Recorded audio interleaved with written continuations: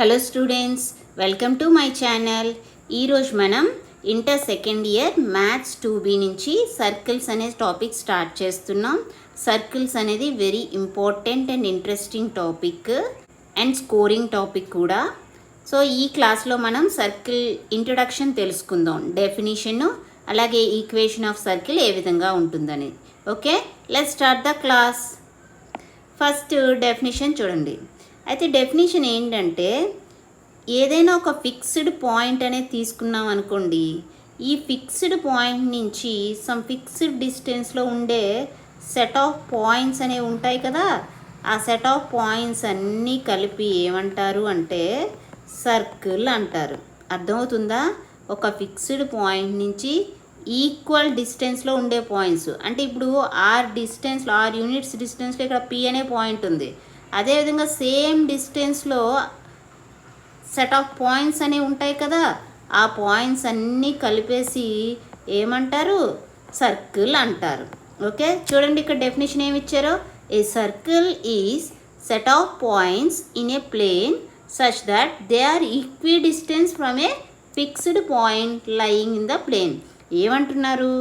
ఏదైనా ఒక ప్లేన్ తీసుకుంటే, అంటే ఇప్పుడు XY ప్లేన్ తీసుకున్నా, ఈ XY ప్లేన్లో ఒక ఫిక్స్డ్ పాయింట్ నుంచి ఈక్వల్ డిస్టెన్స్లో ఉండే సెట్ ఆఫ్ పాయింట్స్ అన్నిటినీ కలిపి ఏమంటారు? సర్కిల్ అంటారు. ఓకే, అండ్ ఇక్కడ ఏదైతే మనం ఫిక్స్డ్ పాయింట్ తీసుకున్నామో ఈ ఫిక్స్డ్ పాయింట్ని ఏమంటారంటే సెంటర్ అంటారు. అండ్ ఈక్వల్ డిస్టెన్స్ అని తీసుకుంటున్నామా, సపోజ్ ఇది R అనుకోండి, ఈ డిస్టెన్స్ని ఏమంటారు అంటే రేడియస్ అంటారు. ఓకే, ట్వైస్ ఆఫ్ ది రేడియస్ని డయామీటర్ అంటారు. ఓకే, డయామీటర్ అంటే ఏ విధంగా ఉంటుంది?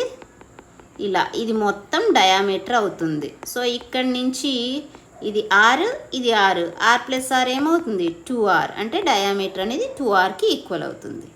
సో ఇది సర్కిల్ డెఫినేషన్. ఇప్పుడు ఈక్వేషన్ ఆఫ్ ది సర్కిల్ ఏ విధంగా ఉంటుందో చూద్దాం. చూడండి ఇక్కడ ఏమంటున్నారు? The equation of the circle with centre C of H, K, అంటే ఫిక్స్డ్ పాయింట్ అని చెప్పాం కదా, C ఆఫ్ H, K అనేది సెంటర్. అండ్ రేడియస్ ఏమి ఇచ్చారు? రేడియస్ అనేది R అని ఇచ్చారు. ఓకే, ఇప్పుడు ఈ విధంగా centre H, K, radius R అయినప్పుడు ఈక్వేషన్ ఆఫ్ ది సర్కిల్ ఏ విధంగా ఉంటుందట? x minus h whole square plus y minus k whole square equal to R square. Okay, ఇది మీరు ఖచ్చితంగా గుర్తుపెట్టుకోవాలి. అయితే ఒకసారి చూద్దాం ఇది ఏ విధంగా వచ్చిందనేది. ఓకే, సపోజ్ ఏమంటున్నారు ఇక్కడ? C అనేది ఫిక్స్డ్ పాయింట్, సెంటర్ కదా H, K. ఈ పాయింట్ నుంచి ఎంత డిస్టెన్స్లో? రేడియస్సే కదా డిస్టెన్స్, R యూనిట్స్ డిస్టెన్స్లో ఉండే పాయింట్స్ అన్నీ కూడా సర్కిల్ ఫామ్ చేస్తున్నాయి. ఈ సర్కిల్ ఈక్వేషనే మనం ఫైండ్ చేయాలి. అయితే లెట్ ఇట్ బి P అనే పాయింట్ అనుకోండి. ఇక్కడ మీరు అబ్జర్వ్ చేస్తే ఇక్కడ ఏమైంది? CP రెండిటి యొక్క డిస్టెన్స్ ఎంత ఉంది? 2 పాయింట్స్ మధ్య డిస్టెన్స్ R యూనిట్స్ ఉంది. ఇప్పుడు అదే ఫార్ములా, డిస్టెన్స్ ఫార్ములా యూజ్ చేస్తే మనకు కావాల్సిన ఈక్వేషన్ అనేది వస్తుంది. డిస్టెన్స్ ఫార్ములా ఏంటో తెలుసా? A అనేది x1 y1, B అనేది x2 y2 అనుకోండి. AB ఏమవుతుంది? AB is equal to square root of x1 minus x2 whole square plus y1 minus y2 whole square. ఓకేనా? సో ఇదే ఫార్ములా ఇక్కడ అప్లై చేయండి. CP అంటున్నారు. C అంటే ఏంటి? H, K, P అంటే x, y. ఏమవుతుంది? స్క్వేర్ రూట్ ఆఫ్, ఫస్ట్ ఏంటి? x వేరియబుల్స్ యొక్క డిఫరెన్స్ తీసుకొని స్క్వేర్ చేయాలి. ఇక్కడ x వేరియబుల్స్ ఏంటి? H, x, వాటి యొక్క డిఫరెన్స్ ఏమవుతుంది? x minus h whole square plus ఏం తీసుకోవాలి? y వేరియబుల్స్ యొక్క డిఫరెన్స్ స్క్వేర్ చేయాలి, అంటే y minus k whole square is equal to R. ఇప్పుడు బోత్ సైడ్స్ స్క్వేర్ చేయండి. ఏమవుతుంది?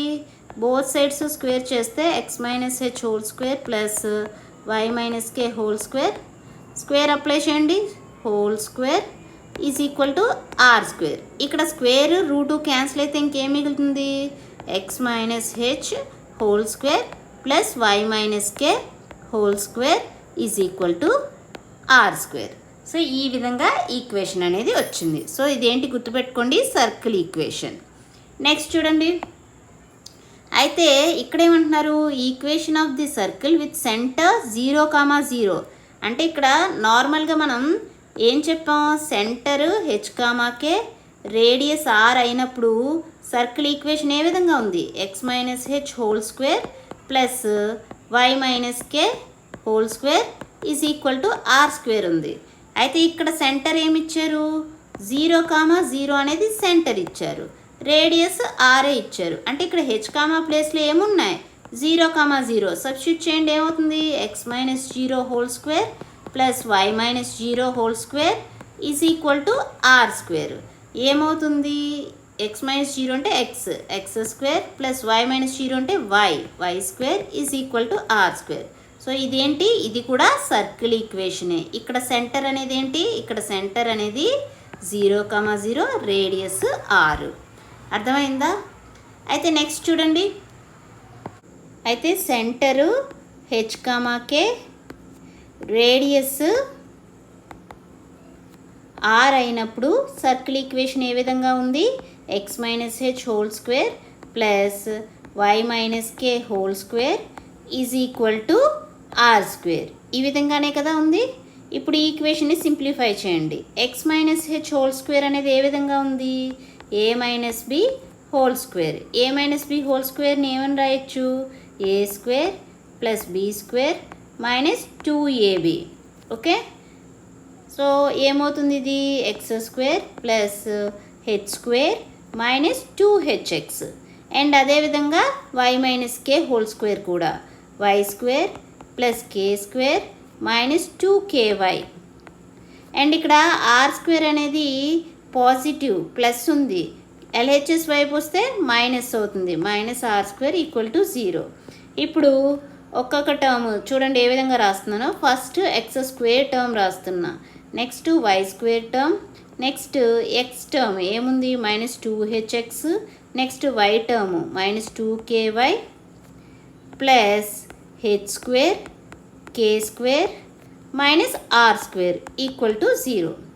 ఇప్పుడు ఏం చేస్తున్నానంటే, ఇప్పుడు put h equal to -g, k equal to -f and h square plus k square minus r square equal to c అని తీసుకుంటున్నా.